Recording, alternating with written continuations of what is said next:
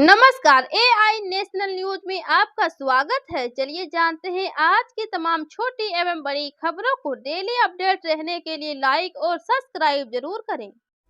कर्मचारियों पेंशनरों के लिए खुशखबरी, नए साल में फिर 4% डीए में वृद्धि संभव। नए साल में केंद्र कर्मचारियों और पेंशनरों को एक बार फिर बड़ी खुशखबरी मिल सकती है। नए साल 2024 में एक बार फिर कर्मचारियों पेंशनरों को महंगाई भत्ते और महंगाई राहत में भारी वृद्धि हो सकती है, जिससे सैलरी और पेंशन में बड़ा इजाफा देखने को मिलेगा। संभावना है कि बजट सत्र में या फिर लोकसभा चुनाव से पहले केंद्र कर्मचारियों पेंशनरों के लिए अगले महंगाई भत्ते की नई दरों का ऐलान किया जा सकता है। हालांकि इसमें कितनी वृद्धि होगी यह श्रम मंत्रालय द्वारा जारी छमाही आंकड़ों पर निर्भर करेगा। केंद्र सरकार ने किसानों को दिया 220 वाट का करंट, इन लोगों के खाते में ट्रांसफर नहीं होगी 16वीं किस्त की रकम। जैसा कि आप सभी जानते हैं, केंद्र सरकार की तरफ से किसानों के लिए प्रधानमंत्री सम्मान निधि योजना चलाई गई है। इस योजना के तहत किसान भाइयों को आर्थिक सहायता उपलब्ध करवाई जाती है। फिलहाल पीएम किसान स्कीम के तहत किसानों के लिए एक बड़ी अपडेट सामने आई है। आपको बता दें कि जो किसान पीएम किसान स्कीम का लाभ उठा रहे हैं, उनमें से जिन 2241 लाभार्थियों ने इस साल अपने बैंक खाते की केवाईसी में एनपीसीआई से लिंक नहीं किया है, वो आने वाले दिनों में सरकारी स्कीम से वंचित रह सकते हैं। नए साल से पहले स्कूली छात्रों को बड़ी राहत, शीतकालीन अवकाश घोषित, इतने दिन बंद रहेंगे स्कूल। उत्तर प्रदेश, दिल्ली और झारखंड के स्कूली छात्रों के लिए राहत भरी खबर है। बढ़ती ठंड और शीतलहर के चलते राज्य सरकार ने शीतकालीन अवकाश की घोषणा कर दी है। इसके तहत दिसंबर अंत से स्कूल बंद होंगे और जनवरी में खुलेंगे। इस संबंध में स्कूल शिक्षा विभाग ने आदेश भी जारी कर दिए हैं। उत्तर प्रदेश सरकार ने प्राइमरी स्कूलों में शीतकालीन छुट्टियों का ऐलान कर दिया है। 31 दिसंबर से प्राइमरी स्कूल में छुट्टियां शुरू हो जाएगी। इस संबंध में स्कूल शिक्षा महानिदेशक की ओर से आदेश जारी किया गया है। सभी जिलों के जिला शिक्षा अधिकारी को छुट्टी के संबंध में जानकारी दे दी गई है। छत्तीसगढ़ की 11 लोकसभा सीटें जीतने के लिए बीजेपी ने बनाई खास रणनीति। छत्तीसगढ़ में बीजेपी ने विधानसभा चुनाव में बड़ी जीत के बाद अब लोकसभा चुनाव के लिए तैयारी शुरू कर दी है। अगले साल होने वाले लोकसभा चुनाव में छत्तीसगढ़ के 11 लोकसभा सीटों पर बीजेपी की नजर है। इसके लिए बीजेपी की युवा मोर्चा ने अभी से ही कमर कस ली है। अगले साल 2 महीने के लिए बीजेपी युवा मोर्चा ने कार्यक्रम बनाया है। इसकी शुरुआत पूर्व प्रधानमंत्री अटल बिहारी वाजपेयी के जयंती के बाद 26 दिसंबर से शुरू की जाएगी। लोकसभा चुनाव की पहले बढ़ी दिल्ली सरकार की मुश्किलें, एलजी ने इस गंभीर मामले में दिए सीबीआई जांच के आदेश। लोकसभा चुनाव से ठीक पहले दिल्ली की आम आदमी पार्टी सरकार की मुश्किलें कम होने का नाम नहीं ले रही है। दिल्ली के उपराज्यपाल विनय सक्सेना ने एक और मामले में केंद्र जांच ब्यूरो से जांच के आदेश दिए हैं। सूत्रों से मिली जानकारी के मुताबिक एलजी ने दिल्ली सरकार द्वारा अस्पतालों के लिए खरीदी गई दवाइयों के मामले में जांच के आदेश दिए हैं। सूत्रों के मुताबिक लोगों की शिकायतों पर आप सरकार के अस्पतालों ने बेतरतीब ढंग से दवाइयां खरीदी। ये दवाइयां सरकारी और निजी परीक्षण प्रयोगशालाओं में परीक्षण के दौरान फेल पाई गई है। सीट बंटवारे के लिए बीजेपी के टॉप लीडर्स से मिले जेडीएस के नेता। अगले साल होने वाले लोकसभा चुनाव को लेकर कर्नाटक में सियासी बिसात बिछने लगी है। कर्नाटक के पूर्व मुख्यमंत्री और जनता दल सेक्युलर नेता एच.डी. कुमारस्वामी और पार्टी के अध्यक्ष एच.डी. देवेगौड़ा को रक्षा मंत्री राजनाथ सिंह से मुलाकात की। इससे एक दिन पहले दोनों ने प्रधानमंत्री नरेंद्र मोदी के साथ भी बैठक की थी। शुक्रवार को हुई बैठक के बाद कुमारस्वामी ने राज्य के विकास के लिए केंद्र सरकार के समर्थन के आश्वासन के लिए सिंह को धन्यवाद दिया।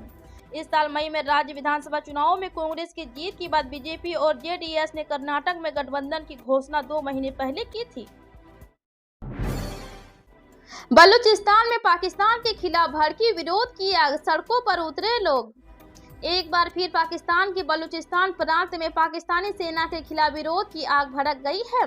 खूजदार नाल और वाद शहर में पूरी तरह से बंद हड़ताल देखी गई, जबकि इस्लामाबाद में तुर्बत लॉन्ग मार्च में भाग लेने वालों पर पुलिस की कार्रवाई के खिलाफ क्वेटा और बलूचिस्तान के अन्य हिस्सों में रैलियां निकाली गई।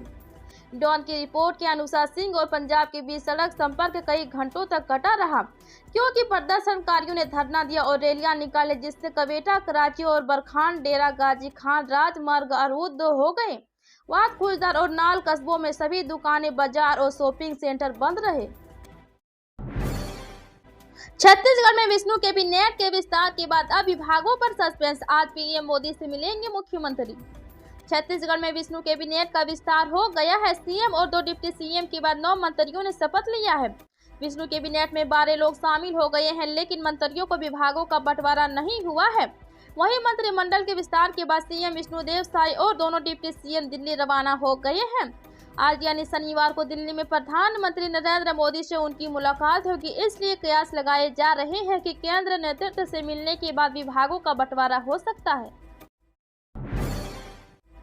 ईडी के समन पर गोपाल राय बोले, जांच एजेंसी की हकीकत हर कोई जानता है, केंद्र के इशारे पर कर रही है। दिल्ली सरकार में पर्यावरण मंत्री और आम आदमी पार्टी के प्रदेश प्रभारी गोपाल राय ने प्रवर्तन निदेशालय की ओर से सीएम अरविंद केजरीवाल को जारी समन को लेकर शनिवार को बयान दिया है। उन्होंने कहा कि ईडी के दूसरे समन का भी दिल्ली के सीएम ने लिखित में जवाब दे दिया है। तीसरे समन का जवाब समय आने पर दिया जाएगा। गोपाल राय ने प्रवर्तन निदेशालय केंद्र सरकार के नियम के अनुसार काम कर रही है। ईडी की हकीकत को हर कोई जानता है। ईडी के नोटिस पर मुख्यमंत्री जी ने अपना स्टैंड क्लियर कर दिया था। मुरादाबाद में सीएम योगी ने उठाया उपराष्ट्रपति की नकल उतारने का मुद्दा। राहुल गांधी का नाम लिए बिना कही ये बात। पूर्व प्रधानमंत्री चौधरी चरण सिंह की जयंती किसान दिवस के अवसर पर सीएम योगी आदित्यनाथ मुरादाबाद पहुंचे। यहां सीएम ने चौधरी चरण सिंह की प्रतिमा के अनावरण में किसान महासम्मेलन कार्यक्रम में हिस्सा लिया। इस दौरान एक संबोधन में सीएम योगी ने बीते दिनों संसद के शीतकालीन सत्र के दौरान उपराष्ट्रपति जगदीप धनखड़ से जुड़े उस वाक्य का जिक्र किया जिसमें टीएमसी सांसद कल्याण बनर्जी उनकी नकल उतार रहे थे। सीएम ने कहा, कुछ लोग संवैधानिक पद पर बैठे लोगों को अपमान कर रहे हैं, खिल्ली उड़ा रहे हैं। कांग्रेस सांसद राहुल गांधी का नाम लिए बिना सीएम ने कहा कि कांग्रेस के लोगों ने उपराष्ट्रपति का अपमान किया।